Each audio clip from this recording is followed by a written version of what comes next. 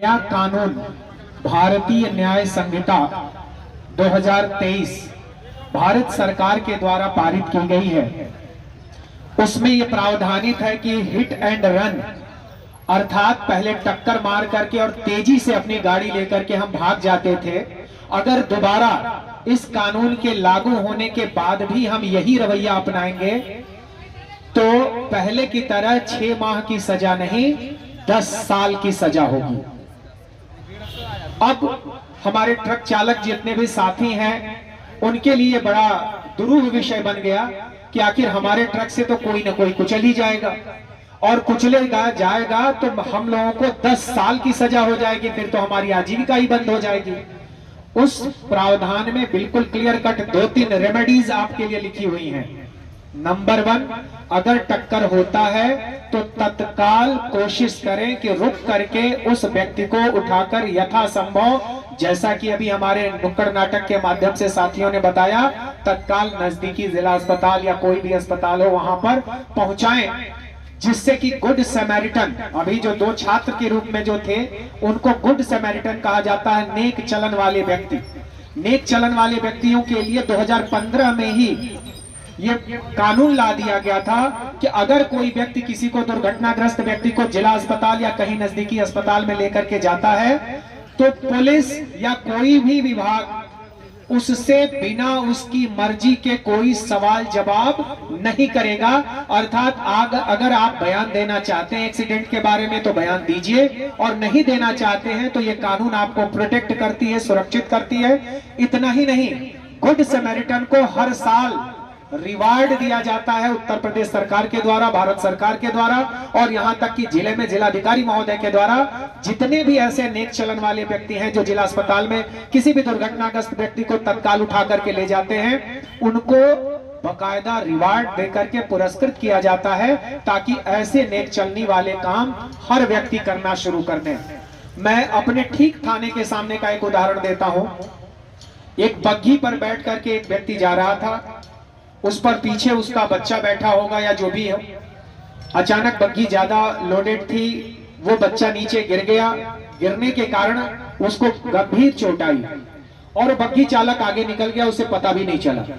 आसपास जितने लोग भी खड़े थे सब लोग अपने हाथ से लेकर के और वीडियो बना रहे थे। मैं और मेरा हमराही 2 लोग तत्काल उठा करके उसको गाड़ी में डाले और जिला अस्पताल के लिए भेजे।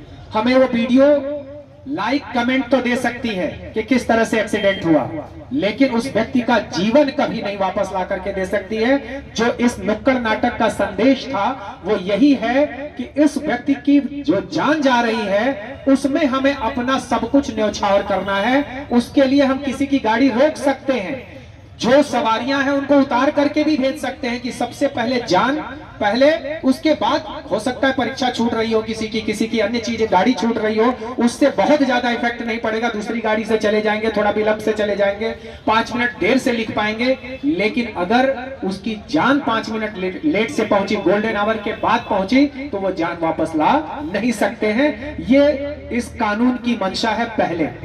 अब ये हो सकता है कि साहब अगर हम गाड़ी रोक करके उस व्यक्ति को उठाते हैं तो वहां आसपास की जो भीड़ होती है वो तत्काल हम पर टूट जाती है, क्योंकि हम बड़े वाहन चालक हैं, हमारी गलती हो अथवा ना हो। सबसे पहले ये प्रेज्यूम कर लिया जाता है, इसको बर्बरिक सिंड्रोम के नाम से जाना जाता है।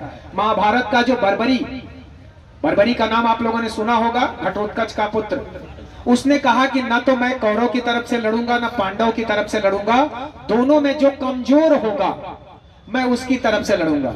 मान लीजिए अगर पहले कौरव ज्यादा शक्तिशाली दिख रहे हैं तो मैं पांडव की तरफ से लड़ूंगा, लेकिन अगर पांडव लड़ाई के दौरान मजबूत हो गए और कौरव कमजोर पड़ गए तो फिर मैं कौरव की तरफ से लड़ूंगा।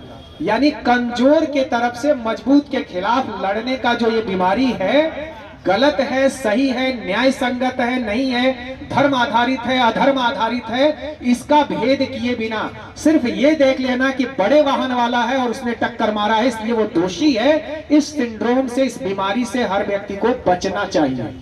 गलती देखना चाहिए कि गलती है कि नहीं है, गलतफहमी है कि क्या कारण है। तो इस बर्बरिक सिंड्रोम के कारण कई बार बड़े वाहन के मालिकों को, ड्राइवर को या जो भी रहता है, भीड़ तुरंत मारना शुरू कर देती है।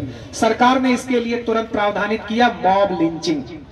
इसी कानून में मॉब लिंचिंग को लेकर के आया गया कि भीड़ का कोई भी सदस्य अगर इस तरह की चीजें कानून अपने हाथ में लेकर के किसी को मौत के घाट उतारता है तो उसमें से जितने भी सदस्य उसमें शामिल होंगे सबको आजीवन कारावास की सजा इसमें प्रावधानित किया गया है, जो नई हमारी भारतीय न्याय संहिता है। तो आपको इससे बिल्कुल ही निष्फिक्र रहना है कि भारत सरकार ने केवल एक तरफा कानून बनाया। भारत सरकार ने हर तरफ सोच करके इस कानून को लॉन्च किया है।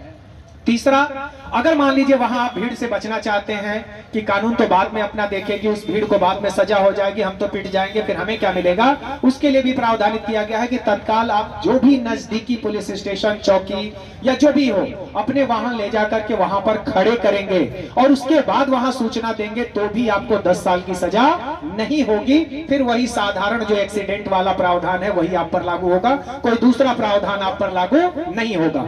केवल और केवल तभी होगा जब आप टक्कर लगने के बाद आपको जानकारी हो गई कि टक्कर लग गया और उसके बाद भी आप अपने वाहन नहीं रोके और सीधे लेकर के चले गए।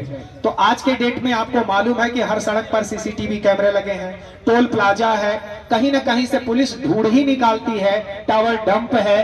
तमाम सर्विलांस की मदद से पुलिस आपको चाहे नेपाल भाग जाए या पश्चिम बंगाल भाग जाए, ढूंढ करके तो हम निकाल लेंगे कि आपके वाहन से टक्कर हुआ है।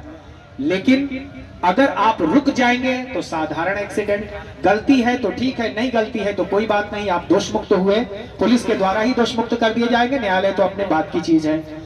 लेकिन अगर आप इतने के बाद भाग गए, आपकी कोई गलती हो अथवा न हो, उस दशा में अगर मुकदमा लिखा जाता है हिट एंड रन का, तो आपके लिए आजीवन कारावास तक की सजा का प्रावधान किया गया है। इसमें किसी प्रकार का मतभेद दिमाग में ना आए।